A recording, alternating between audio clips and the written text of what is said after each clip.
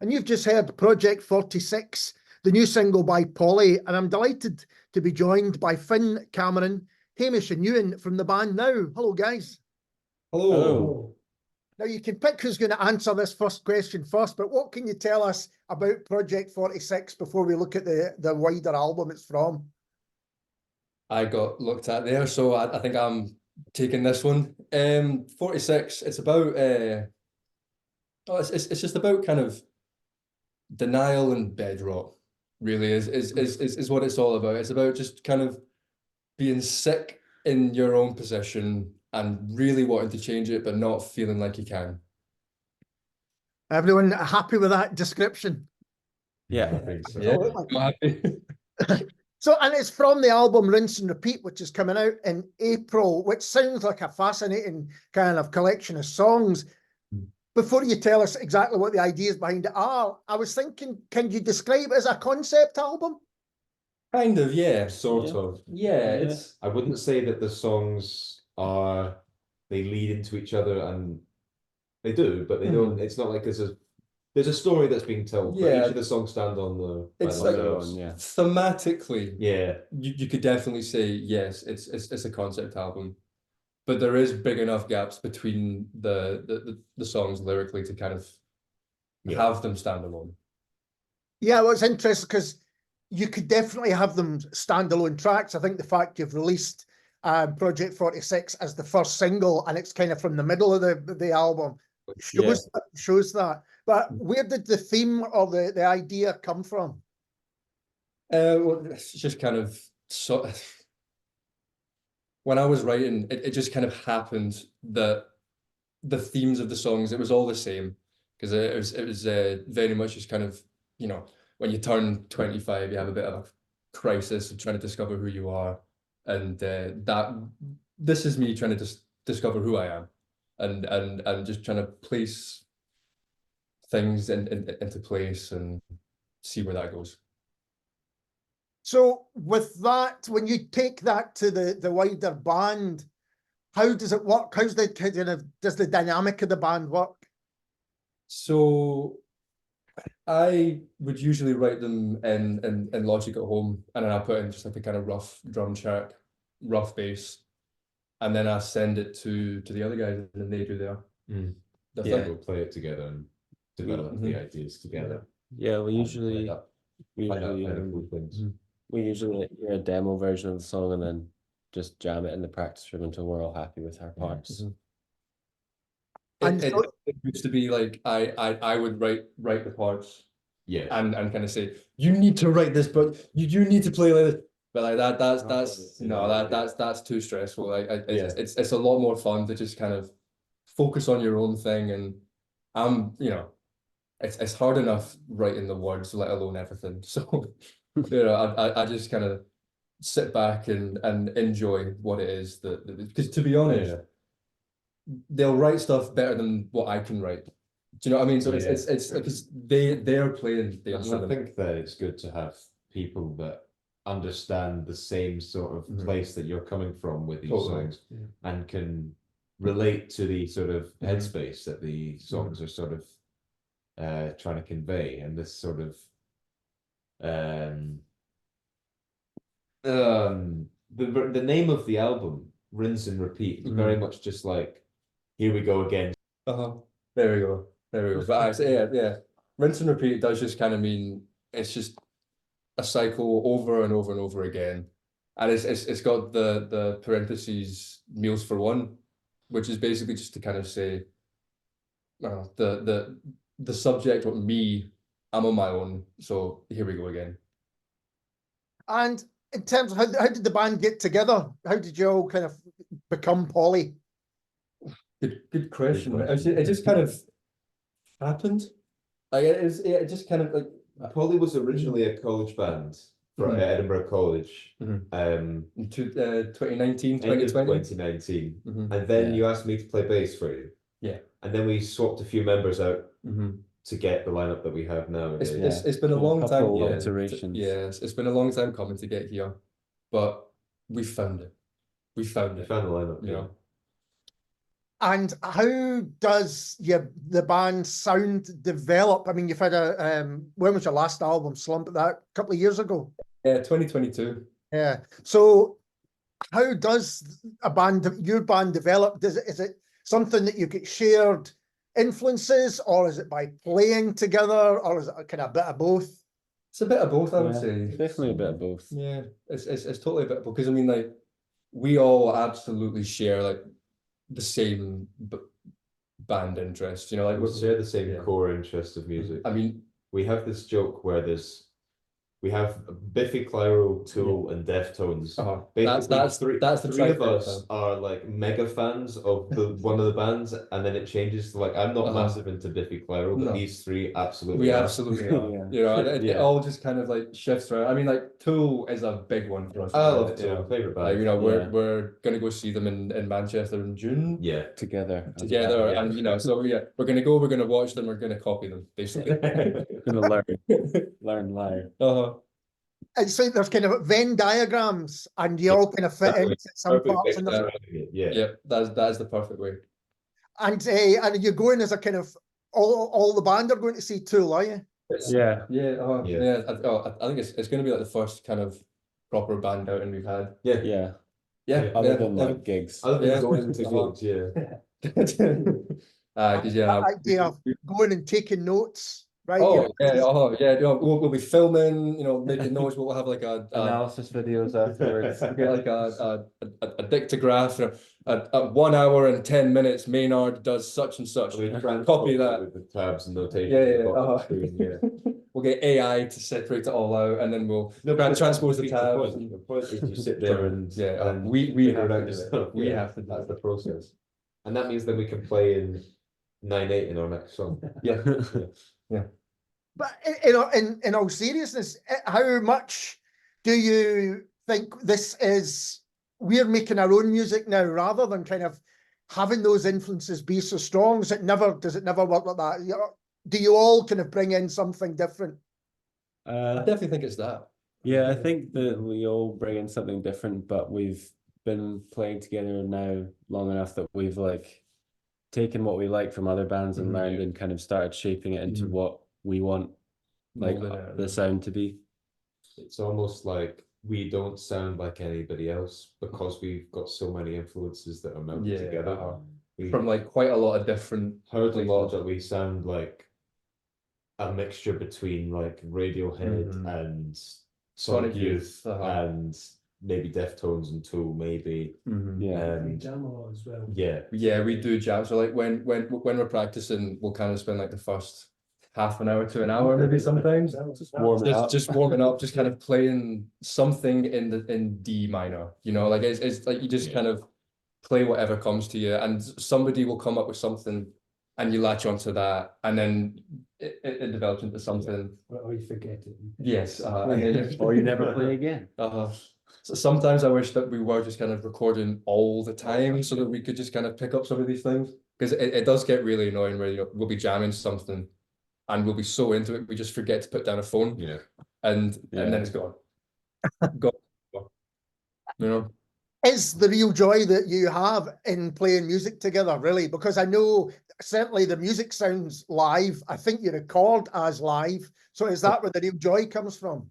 Oh yeah, like I mean, absolutely. like the big reason we haven't released anything in 2 years is because we've just been gigging like non-stop for 2 years. Like, and we love it. Like if we could just do that forever, we would just do that forever. You know, even if it's like to one person, or even if it's just to like the guy behind the other bands. the other bands, you know, just like playing. We've played a fair few gigs when it's just the other bands. Oh yeah, we played a few gigs where it is like that, but you know, it happens. But does that even kind of extend to recording music? Would you be bothered if you never recorded, as long as you were still able to do it live? Do you know what? Personally, I don't think I would be bothered. That is just, I do love recording. I do love recording because it's going in and doing the experimentation and kind of actually, because you know, you go into the studio and the song is basically figured out. But that final favorite thing 10%. is spending time in the studio, being creative, and mucking around finding ideas in the studio. It's not often you get much time to actually do that in the studio when you're not recording. I like a big mix of gigging and writing and recording. I love recording, it's great. But I feel like we do enough of sound engineering outside of the band anyway to scratch that itch. Because like 3 out of the 4 of us went to college, and Ewan is still at uni doing sound production. So you know that's something that, you know, it's not that we dislike recording, it's just playing so much fun. Absolutely. Yeah. And so, as you've all got that kind of background, do you work for other people? Do you produce music and work on music for other people? Finn does. Yeah, I have in the last kind of year or so I've started working for other people and recording other people's music. You've had a few bands in recently. Yeah, I've had a few bands in. I started recording a band called Sky Lounge, and I recorded them, and recorded a girl called Emma Smith. And yeah, I've just been trying to start recording more of my friends' bands and other local bands around Glasgow. And I guess this is a question for all of you, but does having that background, has that changed your own music? You know, because I guess you're not just looking at how other bands play live, but you're also looking at how other bands make and produce records and music. It's a Good question, question. because we focus on being tight a lot more. Yes, All the drums anyway. Yeah, I think it does make you focus on being like one unit as opposed to 4 different things. Yes. It's like trying to make it as easy to record. Because like we like before we went into record, we spent like a full week, 2 weeks maybe, every day just going in, practicing it, start to finish. Okay, cool, start again, and then just over and over and over and over, as tight as possible. Yeah, literally just we rinsed and repeat it like the whole time. We could just focus on that. For the first album we did, we recorded that all ourselves. Right. We didn't have the chance to play it live and to get that raw feeling that we wanted. And I joined halfway through. Like we changed drummer halfway through recording, which is always fun. It's always fun, you know. But it was a lot of work to record it ourselves, and it was so much better to get totally. It was Luke who from Dutch Wine at Studios who recorded us and mixed it. Well, I should say first one, like, you know, like Rogan Paul, our former guitarist, he had a lot to do with like we recorded it at making sure it was finished at his studio, and he mixed it most of it, and he was so thanks to Rogan for all of the first album stuff. Fantastic. His studio's called Stackyard Studios, so he's starting to make go check it out some inroads with his studio, and it's brilliant. But now we were recording in having somebody else do it. Someone out with the band, someone not like involved in the writing, like if you know what I mean. Somebody not involved in the playing, so you can actually separate yourself and have somebody else press the button. Totally, so it was not press record, run. You know? It's nice being there just to perform and not have to think about all the technical side of the recording. Talent. With the talent, guys. With the talent. And Ewan said you came in kind of halfway through the first album. Is that quite difficult to come into a band who have got songs and things already? Yes, incredible. It was quite difficult, especially how some of the songs when we were tracking, it was like the first or maybe the first time playing them on front of these. It's like we recorded one of the songs Boy Girl before even jamming with Hamish. This was like the first day that we even met, you know, like the first day we met, you come over and like I'd messaged you on Instagram or something the day before, and I was like, here, look, this, do you want to be our drummer? And can you come down tomorrow and record some stuff? I was still in Glasgow working, so I wasn't even there. So then they recorded it without me, and I hadn't even played with them yet. It's actually probably the best performance on the album.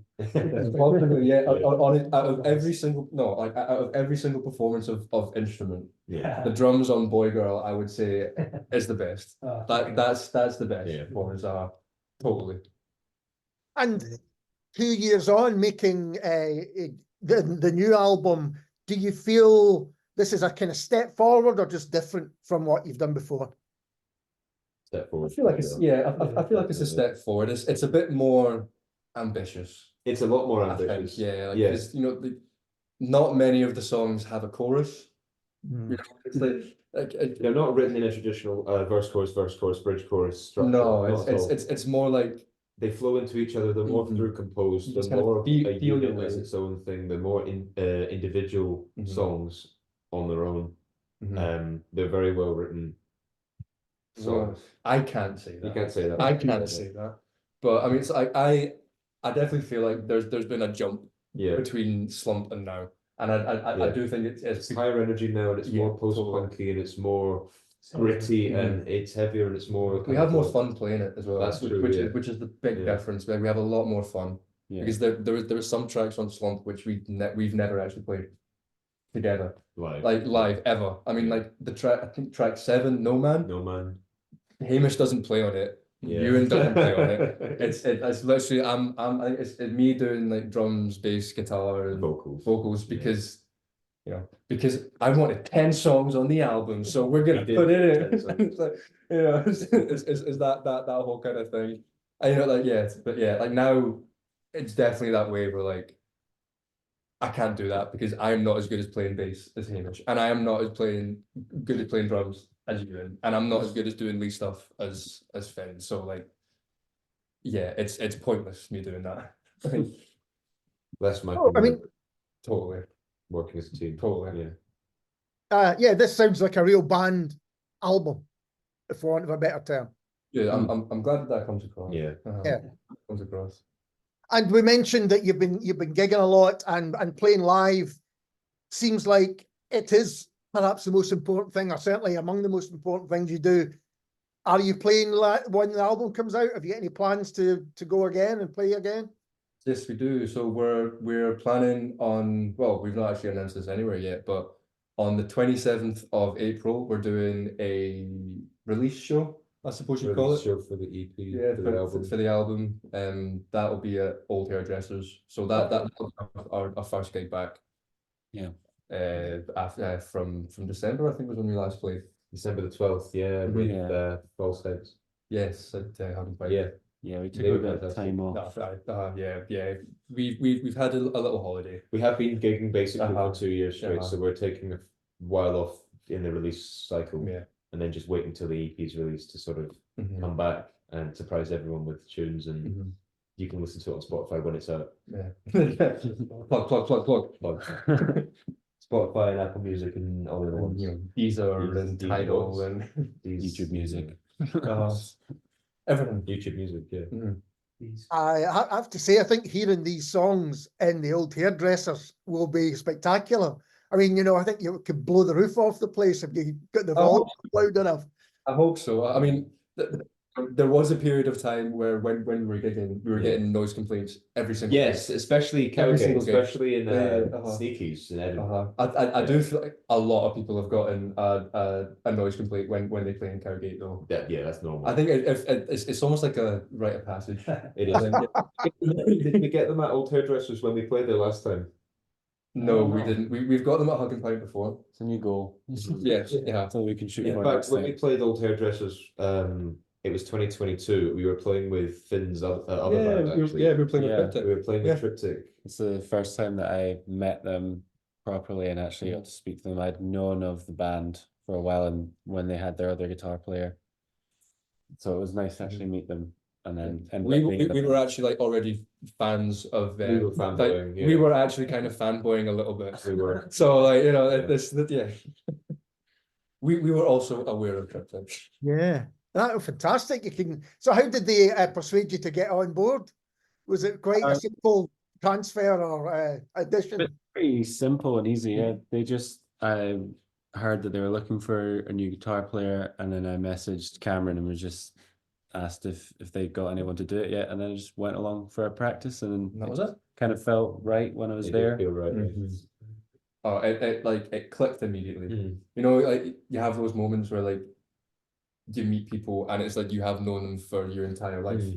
It was kind of that, you know, like, it's like, Yeah. I mean, obviously, you know, there's the awkwardness at the like initial meeting, but Playing then the songs when you've only listened to them and not played it with the totally, band, yeah. but I'd like, Yeah. once we got to the end of that practice, it was definitely like, I would say that it's easier to slot in lead guitar than it is to Yeah. slot in drums. Totally. So we kind of, with you, and we had to really sort of find our groove Mhm. and And find also- the tightness. Whereas with Finn, it's more about Mhm. finding his part and finding the Mhm. right Yeah. part. And also, I had the advantage of actually hearing the song Yeah. before I Yeah, came. that Ewan helps. hadn't.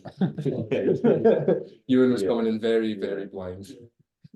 Just MIDI drums. MIDI drums, Oh my Logic god, yeah, drums, Logic drums, yeah, and CamGlen drums. Yeah. yeah, and bad kind of drums at the time. Yeah, yeah. It's just loud means good, right? Dave Grohl style, yeah. Yeah. Yeah. So, playing on pillows. More than many albums I've heard recently, the recorded album really sounds like a record almost advertising to see you live. You know, it sounds like this is a band who just kind of revel in playing live music, and this is a great example of it. So hopefully that will get people out and about and listening to you as well as buying the record. That's the big hope. Because we've done a live video of the album as well, which is like another thing to basically be like, come and see us live. You know, like the best way to actually hear this stuff is come and see us live. Yeah. You know, because it will probably change from gig to gig, but like, yeah, just come and see us live. Please. Fantastic. Please come and see us live. I think that's the perfect place to end. Guys, thank you so much for taking the time to talk to me. I really appreciate it. Thanks for having us. Thank you. No worries. And this is Polly and another track from the album. This is Mother Knows Best.